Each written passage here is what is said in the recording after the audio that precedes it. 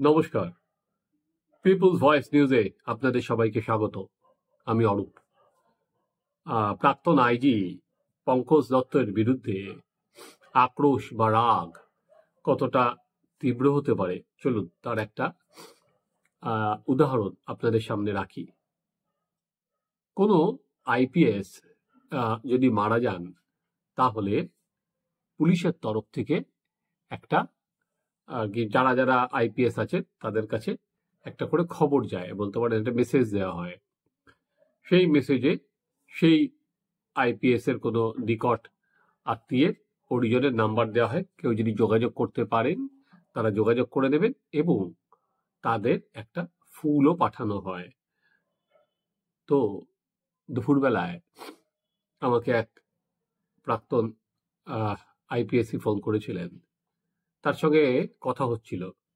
তিনি আমাকে যেটা জানালেন দুপুর পর্যন্ত, যে দাদা, এখনো পর্যন্ত পঙ্কজ দত্ত যে মারা গিয়েছেন এরকম কোনো বার্তা আমাদের কাছে আসেনি। এটা ডিজি অফিস থেকে পাঠানো হয়। আমি দুপুরের খবর বলছি, তারপরে আসার সম্ভাবনাটা খুব কম, কারণ যেহেতু পঙ্কজদা মারা গিয়েছেন গতকাল, তো তারপরেও সেই বার্তাটা যে সবাইকে জানানো, সেই বার্তাটা কিন্তু আসেনি রাজ্য পুলিশের কারোর কাছে, যে বার্তাটা আগে কোনো আইপিএস মারা গেলেও তাদের ক্ষেত্রে আসতো। তো দুটো দিক হতে পারে। একটা হচ্ছে যে পুলিশ ভুলে গিয়ে থাকতে পারে। তো পুলিশের এই ভুল সচরাচর আমি জানি না কতটা হয়। বা দ্বিতীয়টা হতে পারে, হয়তো সিদ্ধান্ত নিয়ে উঠতে পারেনি যদি এই বার্তাটা পাঠানো হয় তাহলে যিনি বার্তাটা পাঠাবেন তিনি কতটা কোপে পড়বেন। তাহলে এটা পরিষ্কার বোঝা গেল যে পঙ্কজ দত্তের আর কি লোকে মারা গেলে, মৃত্যুর পর যে আমরা বলি যে মারা গেছে, এখন আর ওর উপর রাগ পুষে রেখে লাভ কি। কিন্তু এই মেসেজটা, এই বার্তাটা না পৌঁছানোতে এটা পরিষ্কার হলো যে পঙ্কজ দত্ত হয়তো চলে গেলেন, কিন্তু তার প্রতি কিন্তু বলা যেতে পারে রাষ্ট্রের রাগ এখনো পর্যন্ত কিন্তু কোনো অবস্থাতেই কমেনি বা একটুও পড়েনি। আপনাদের যে আর কি তথ্যটা দিলাম, তার থেকে আপনার এটা লাইন ড্র করা যায়। নিশ্চয়ই পঙ্কজদাকে নিয়ে শাসক উদ্বেগে ছিল। পঙ্কজদার প্রতিটা কথা শাসককে বা এই সরকারকে বিঁধছিল।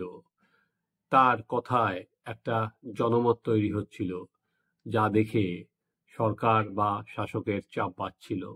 দেখুন, পঙ্কজদা শুধুমাত্র যে পুলিশের ভুলই ধরে বেড়াতেন সেটা নয়, উনি কিন্তু পুলিশ ভালো কাজ করলেও বলতেন।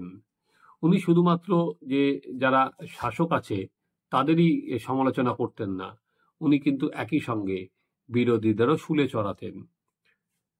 অর্থাৎ ভুলগুলো চোখে আঙুল দিয়ে দেখিয়ে দিতেন একজন নাগরিক হিসাবে, যেটা উনি মনে করেছিলেন যে ওনার দায়িত্বের মধ্যে পড়ে। এবং যেহেতু রাজ্য পুলিশের উচ্চ পদে ছিলেন এবং ওনার কথা মানুষের মধ্যে একটা আগ্রহ সৃষ্টি করেছিল, ওনার কথা একটা জনমতে সাহায্য করেছিল, সেই জন্যই বোধহয় শাসকের মাথা ব্যথা। আমি প্রথম যে ঘটনাটা বললাম এবং পঙ্কজদার ওপর থানায় যা ব্যবহার করা হয়েছে, আপনারা ইতিমধ্যেই সেটা জানেন। তাকে 6 ঘন্টা বসিয়ে রাখা হয়েছে।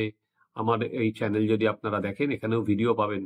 পঙ্কজদার স্ত্রী, তার বয়ান আমরা দিয়েছিলাম কিভাবে যে পঙ্কজদার ওপর অত্যাচার চালানো হয়েছিল, সেটা বৌদি নিজেই বলেছেন।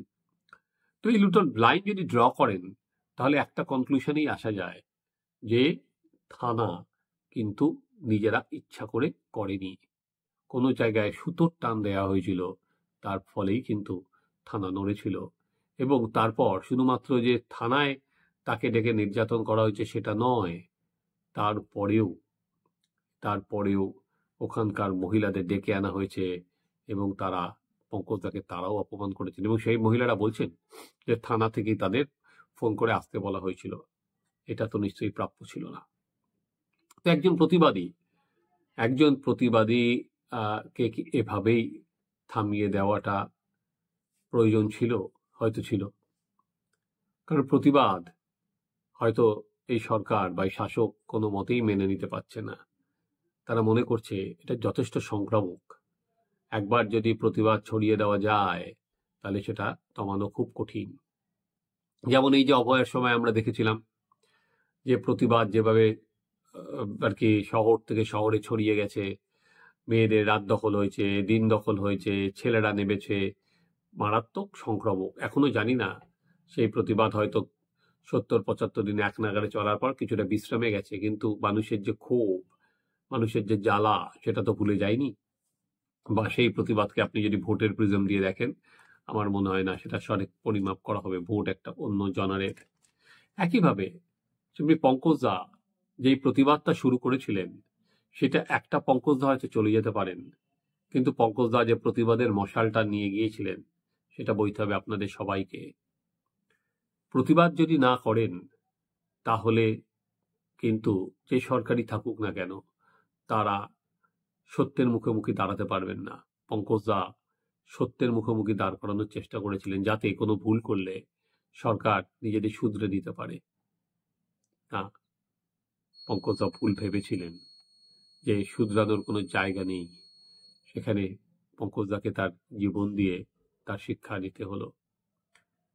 পঙ্কজ দার কলকাতায় তার দেহ আর আনা গেল না, তার শেষকৃত্য হয়ে গেল বারাণসীতেই। কারণ দেহ ময়নাতদন্ত হয়েছে, তারপর আর এখানে তার পরিবার আনতে চায়নি, সেখানেই তার শেষকৃত্য হয়ে গেছে। একদিকে আমরা যারা হিন্দু, যারা সনাতন ধর্মে যারা বিশ্বাস করেন, তারা মনে করেন যে অনেক পুণ্য করলে তাহলে তাদের বারাণসীতে শেষকৃত্য হয়। পঙ্কজ দা হয়তো অনেক পুণ্য করেছিলেন, কারণ উনি তো জনগণের কথা বলতেন, উনি তো জনগণের আওয়াজ তুলেছিলেন। তাই হয়তো পঙ্কজ দা ছাই অস্থি ভেসে গেল বারাণসী গঙ্গার জলে। আপনারা ভালো থাকবেন, দেখতে থাকুন আমাদের চ্যানেল সাবস্ক্রাইব করুন, আপনাদের মতামত জানান।